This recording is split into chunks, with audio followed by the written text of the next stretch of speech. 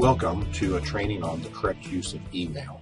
Email is a very valuable technology, and the way we use it indicates how professional we are in our reactions and our communication with others. This training helps you and your staff to use email more effectively and more professionally. Now, just a couple of reminders as we get started here. Remember that company email isn't private. It's important that you remind your employees and your staff of this. 2, never use email to criticize others. Because there's a record kept, you must make sure you don't criticize others. As a general rule of thumb, email is used to collaborate, not to communicate. If you want to communicate, you do face-to-face or phone. Email is good collaboration, however. Number 3, don't send or forward emails containing other issues that are offensive, racist, etc.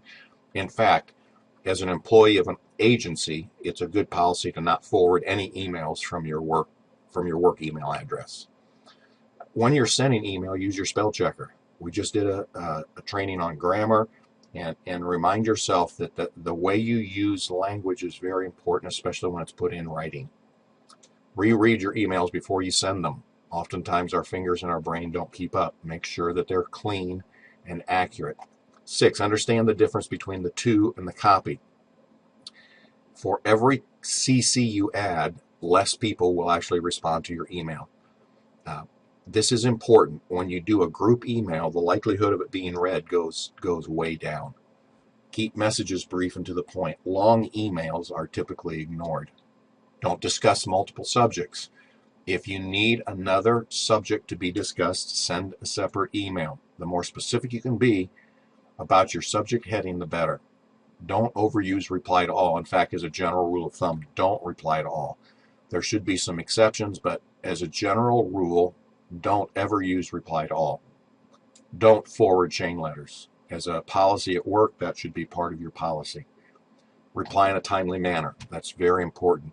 Once or twice a day is sufficient. If you know it's going to be longer than that, send a quick note that you'll get to it when you can. Be mindful of your tone. Sarcasm is especially dangerous in emails.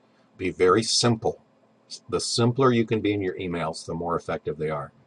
Don't write in all caps. It's the digital equivalent of shouting. Caps are not a good method for email. Use a signature with your contact information. This is a courtesy, and it helps people to not have to ask for that information again and again. Provide some if-then options in terms of scheduling and collaborating. This will help you get through the process and communicate and collaborate more effectively. Now, in using email effectively, I just want to give you a couple of hints that you can share with your staff. Subject lines are headlines. You want to make sure that you work on the subject lines.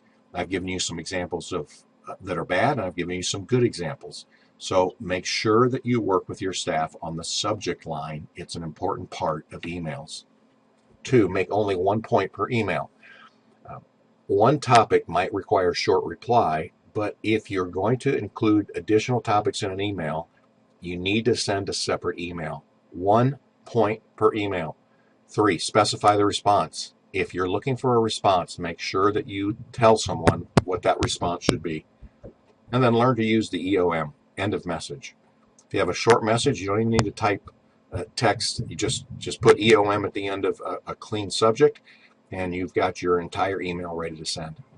What I would suggest you do as a staff is agree upon the level of importance and state that in the subject line when you're doing inter-office emails. For example, if you use this following grid or rubric, you would understand that if I get a level 1 for information only from Joe, I'm not looking for a response. If it's a level 2, it's necessary but not urgent.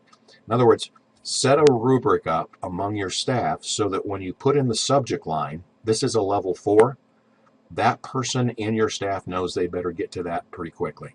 So this is a way for you inner staff to put some coding that will help you be more effective in your use of email.